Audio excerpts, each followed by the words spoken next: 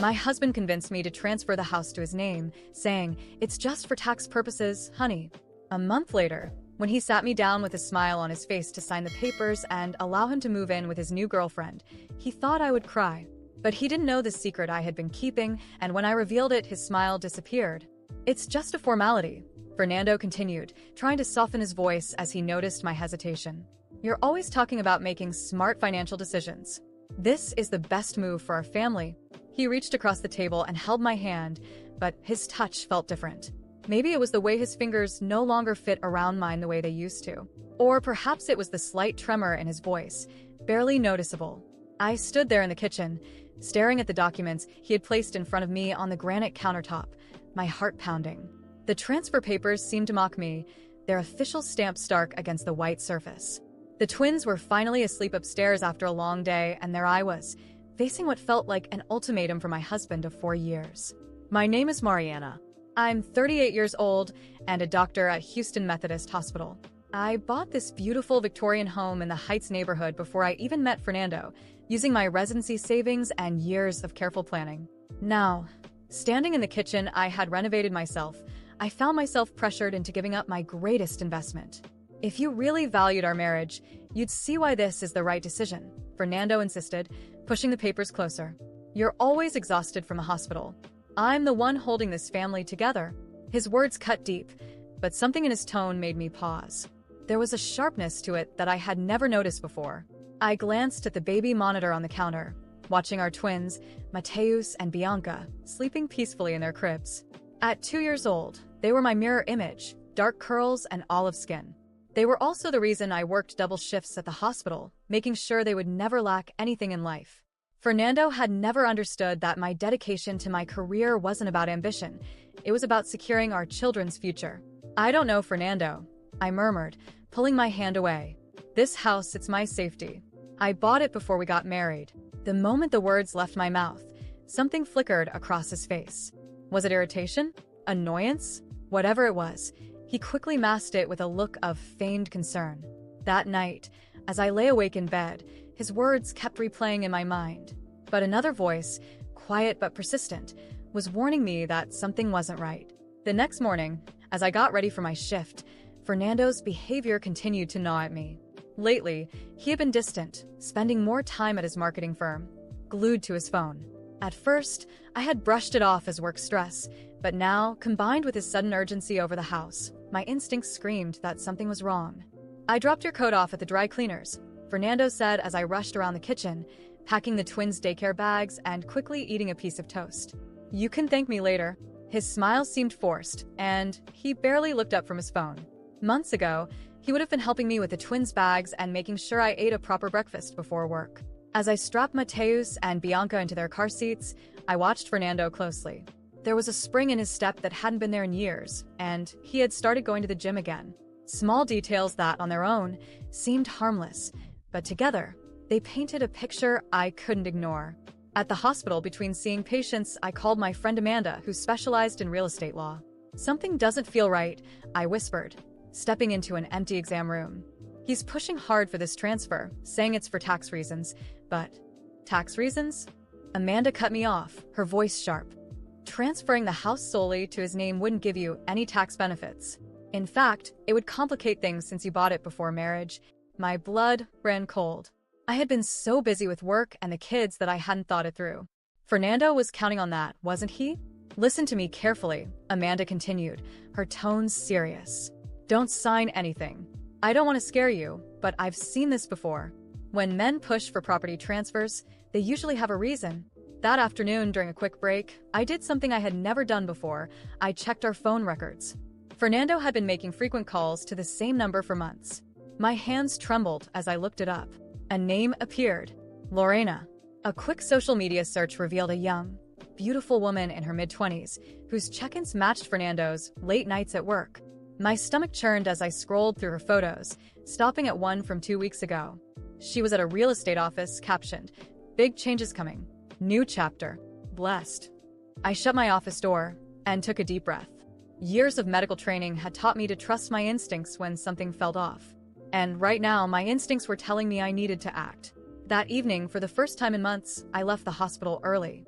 Instead of picking up the twins from daycare, I went to a discreet electronics store Amanda had recommended. The elderly man behind the counter barely reacted when I explained what I needed: a high-quality recording device, small enough to hide in my kitchen. "Protect yourself," he said quietly as he showed me how to use it. "The best evidence comes from their own words." I got home before Fernando, set up the device, and started cooking as if it were any other night. When he walked in, he looked surprised to see me there. "No emergencies at the hospital today?" he asked, casual but watchful. "I wanted to talk more about the house transfer," I said, stirring the pasta sauce. "I've been thinking about what you said." I watched his reflection in the kitchen window as his face lit up with barely concealed excitement. "I knew you'd come around," he said, stepping behind me. "You're making the right choice, Mari. This is what's best for our family." The way he emphasized family made my skin crawl. Over dinner, I let him talk, recording every word as he laid out his elaborate plan. Every lie was precise, calculated, and with growing dread, I realized he had been planning this for months. After putting the twins to bed, I sat in their room, watching them sleep. Bianca clutched her favorite stuffed animal, while Mateus had, as usual, kicked his blanket off. Looking at them, a wave of fierce determination washed over me. Fernando thought he had everything under control, but he was about to learn that a mother will always fight for her children. I sat in my children's room for a long time, watching their innocent faces, feeling an anger boil inside me. Fernando thought he had everything under control, that I was naive enough to fall into his trap without asking questions. He had planned every detail, convinced that I would sign those papers without a second thought, blindly trusting him like always. But he underestimated one thing. I was no longer the woman he had manipulated for years. Now that I knew the truth, I was ready to do whatever it took to protect what was mine. That night, I barely slept. Every time I closed my eyes, the events of the day played over in my mind. Fernando smiling at me with that fake, rehearsed expression, the messages to Lorena, the certainty that he had been planning to get rid of me as soon as he got what he wanted. But he didn't know that I had already made my decision. The next morning, Fernando acted as if everything was normal, making breakfast with his usual fake charm. I watched him in silence, memorizing every detail of his behavior. Now that I knew about his betrayal, everything about him disgusted me. His smug smile, the way he spoke to me like I was a fool, his arrogance in believing he had everything under control. "Are you sure you don't want to sign the papers today?" he asked casually as he sat at the table. "We could just get it over with and stop worrying about all this paperwork." "I'm thinking about it," I replied calmly, keeping my face neutral. "I just want to make sure I'm making the right decision." He smiled, convinced he had already won. But I could see past that smile. He was anxious, impatient. He needed my signature as soon as possible. When I left for the hospital, instead of going straight to work, I took a detour to Amanda's office. I handed her the papers Fernando had given me and told her everything I had discovered. "He thinks he can fool me," I whispered, feeling my anger rise again. "But I'm going to destroy his plan before he gets what he wants." Amanda examined the documents carefully, and when she was done, she let out a heavy sigh. "Mariana, this isn't just a property transfer," she said, looking at me seriously. "If you sign this, he'll have full control over the house. You'll lose all rights. And with a divorce, he could kick you out with nothing." I had suspected as much, but hearing it confirmed made my blood boil. "So that's his plan," I murmured. "He's calculated every step to leave me with nothing." Amanda nodded. "But you're not going to let that happen?" For the next few days, I played along, keeping up the act so Fernando would continue thinking I was about to give in. While he believed his manipulation was working, I was preparing to crush him.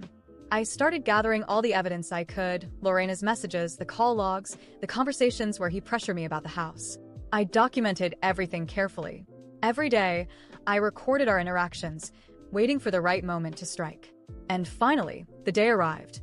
I waited until late at night when the twins were already asleep and asked Fernando to sit with me in the living room.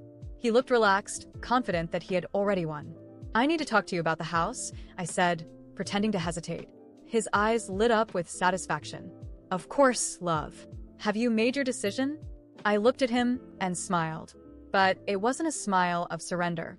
It was the smile of someone about to destroy their enemy. "Yes, I have. And tonight you're going to make a decision too?" Before he could say anything, I picked up my phone and pressed play.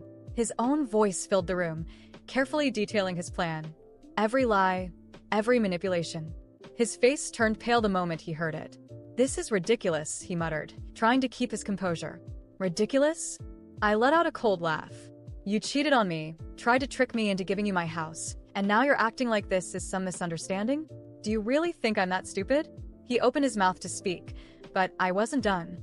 I threw the call records, the messages to Lorena, and all the proof I had gathered onto the table. "I know everything, Fernando. I know about her. I know what you were planning. I know you thought I'd sign those papers without asking any questions." He stared at me, a mix of anger and panic flashing in his eyes. "If you make a scene, it'll only make things worse for you," he threatened, his voice tight. I laughed again, this time with real amusement. "You don't get it, do you? The game has changed. You lost. And now you have two options. Walk out of this house on your own or wait until I have you thrown out the hard way." He tried to argue, to twist things back in his favor, but I wasn't listening anymore. I picked up my phone again and dialed a number. "Amanda, can you come over? I want Fernando to hear what we have to say." The panic in his expression was all the confirmation I needed. I had won. That very night, Fernando packed his things and left. Not without trying to threaten me one last time, saying I would regret this. But I wasn't afraid anymore. For the first time in a long time, I felt free. And the best part? I made sure he didn't walk away unpunished. The next day, I filed a lawsuit against him. Every piece of evidence was there, proving how he had tried to manipulate me into giving up my house. The result?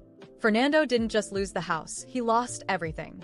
The last I heard of him, Lorena had dumped him, and he was living in a tiny apartment, broke and unemployed. Me? I moved on. I kept living in the house that was rightfully mine, raising my children in peace. Fernando thought I was weak. But he learned the hard way that a betrayed woman is never a defeated woman. She's a woman who will go to the very end to get her revenge. I was never a vengeful person. I was never someone who wanted to expose others, play dirty, or ruin someone's life. But Fernando wasn't just anyone. He wasn't just a cheating husband.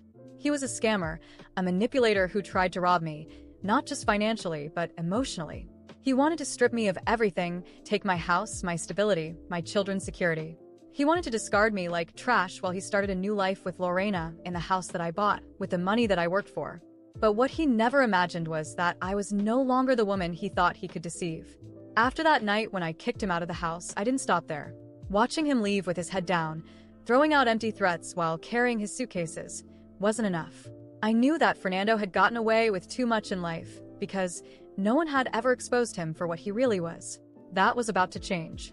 I spent the next few days organizing everything. I already had the proof, all the recordings, the messages, the call logs. Everything that showed his disgusting plan to trick me into transferring the house to his name.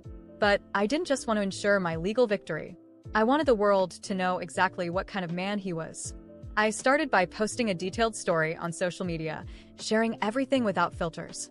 I was meticulous, explaining step by step how Fernando had pressured me to transfer the house, how I discovered Lorena, and how they had planned to leave me with nothing.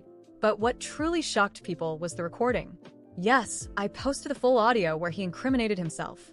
The reaction was immediate. Friends, acquaintances, family, everyone saw it. His marketing colleagues, the clients he had tried to win over with his fake charm, even the friends who probably thought he was just an unhappy husband trying to move on. But now, they all knew he wasn't just a cheater. He was a romance scammer. Messages started pouring in. Women sharing that they had been through the same thing. People saying they had heard similar stories, but had never seen someone brave enough to expose it all. Some of his friends tried to defend him at first, saying the relationship was already over, or maybe this was just a misunderstanding, but I had a response for every single one of them. If it was over, why did he try to steal my house?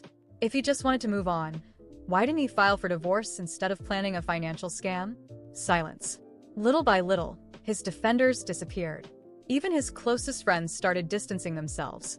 Because no one wants to be associated with someone publicly exposed as a con artist. But the best part was yet to come. After my post went viral, people started reaching out to me privately. Among them was a woman named Vanessa. And Vanessa had something very interesting to tell me. I wasn't Fernando's first victim. She sent me screenshots of old conversations, showing how Fernando had done the same thing to her years ago. The same story. He gained her trust, convinced her to share assets, manipulated her into signing contracts without reading the fine print. The difference was that back then, she was younger, didn't have kids, and didn't have the legal support I had with Amanda. He left her with a huge debt and disappeared. I knew this couldn't stop there. With Amanda's help, I filed a lawsuit for financial fraud. The judge not only invalidated any attempt by Fernando to claim my house, but he also ruled that Fernando had to pay a hefty fine for emotional damages and his attempt at fraud. Since he was already financially ruined after Lorena dumped him, he had to sell the little he had left to cover the court costs. Today, life has moved on for everyone except Fernando. I still live in my house, raising my children. Mateus and Bianca are my top priority, and now that I'm free from that man, I can fully focus on them. My career as a doctor continues to thrive, and today I am a respected professional at my hospital. Financially, I have never been in a better place. But more importantly, I am at peace. Lorena? She disappeared. She quickly realized that Fernando had nothing to offer beyond empty promises. The moment he started having financial troubles, she dumped him just like he had planned to discard me. Ironic, isn't it? And Fernando? Well, now he's living off favors in some old acquaintance's house. No money, no friends, no job. Marketing is a reputation-based business, and after the scandal, no company wants to be associated with him. He became a joke. He became an example of what not to be. And me? I regret nothing. If I had stayed silent, he would have done the same thing to another woman. He would have kept moving forward, deceiving more and more people. But now, he has nowhere left to run. His name is ruined, his reputation is destroyed, and he is finally facing the consequences of his actions. So, if anyone asks me if I feel guilty, the answer is simple. No. I feel free.